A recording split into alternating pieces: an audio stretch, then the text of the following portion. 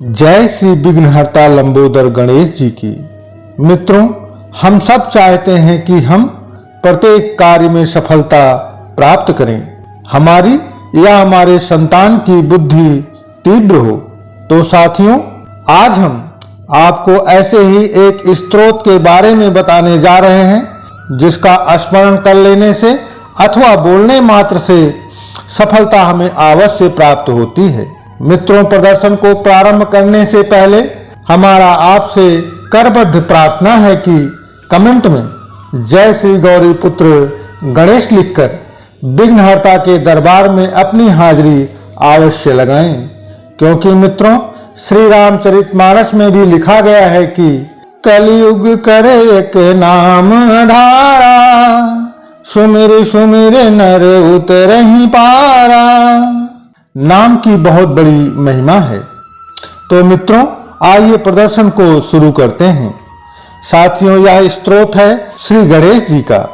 वैसे तो गौरी माता के पुत्र श्री गणेश जी के कई नाम हैं जिन नामों से भक्त उन्हें पुकारते हैं, परंतु यह 12 नाम सभी नामों से विशेष हैं।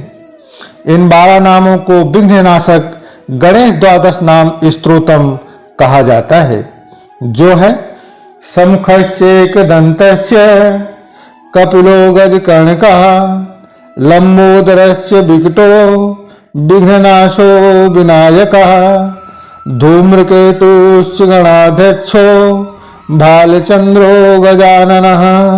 द्वादशैतानि नामानि या पठेत् शृणुयादपि विद्यारंभे विवाहे च प्रवेशे निर्गमे तथा संग्रामे संकटे चैव विघ्नस्तस्य न जायते।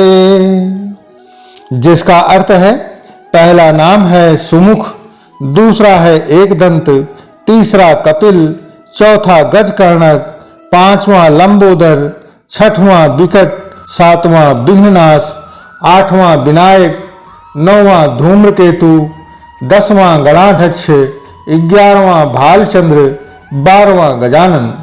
इन 12 नामों को विद्यारंभ काल में, विवाह काल में, प्रवेश काल में, निर्गम काल अर्थात यात्रा करने से पहले, युद्ध के समय में और संकट के समय में जो इन 12 नामों को पढ़ता अथवा सुन लेता है उसे सफलता अवश्य प्राप्त होती है।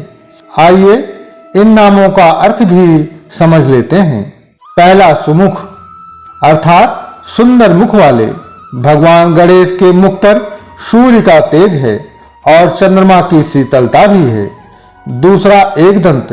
भगवान गणेश एक दंत वाले भगवान हैं। जब भगवान परशुराम एक बार अपने गुरु भगवान महादेव से मिलने के लिए आते हैं और उस समय महादेव विश्राम कर रहे होते हैं और पहरेदार के रूप में श्री गणेश जी को उन्होंने खड़ा किया हुआ होता है।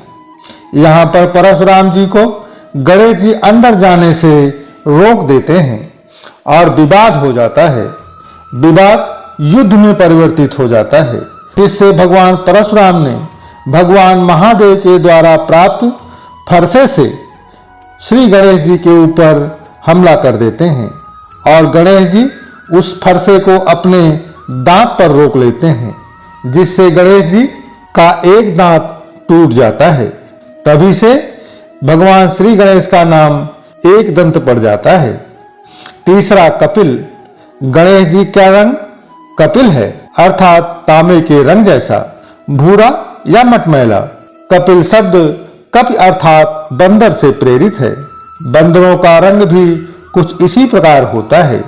चौथा गजकर्णक अर्थात हाथी के कान वाले। पांचवा लंबोदर अर्थात बड़े पेट वाले। आप भगवान गणेश जी की प्रत्येक प्रतिमा या फोटो में लंबोदर रूप में ही आपको श्री गणेश जी दिखाई देते होंगे। छठवां विकट, बड़े से बड़े कष्ट को समाप्त करने वाले। सातवां विघ्ननाशक, सफलता में आने वाले सभी प्रकार के विघ्नों को भगवान श्री गणेश जड़ मूल से समाप्त कर देते हैं। आठवां विनायक, एक निडर, बुद्धिमान और बलवान नायक। इन्हें न्याय करने वाला भी कहा जाता है। 9वां धूम्रकेतु, जिसकी पताका अर्थात झंडे का रंग धुएं के जैसा है। 10वां गणाध्यक्ष, श्री गणेश जी सभी गुणों के सागर हैं, सभी गुण इनमें समाहित हैं। ये सभी देवताओं और महादेव के सभी गणों के अध्यक्ष हैं अर्थात मुखिया हैं। भालचंद्र, भाल का अर्थ है मस्तिष्क, जो अपने सिर पर चंद्रमा को धारण किए हुए हैं। 12वां है साथियों गजानन, गज अर्थात हाथी के मुख वाले हैं।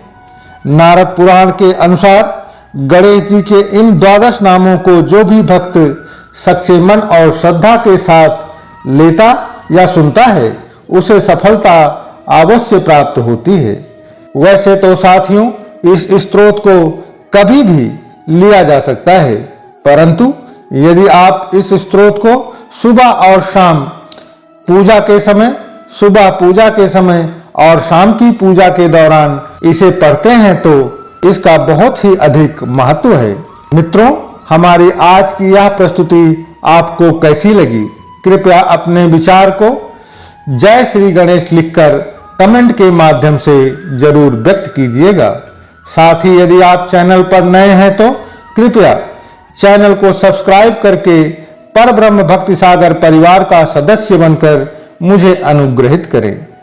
धन्यवाद। प्रेम से बोलो गौरी पुत्र गणेश की जय।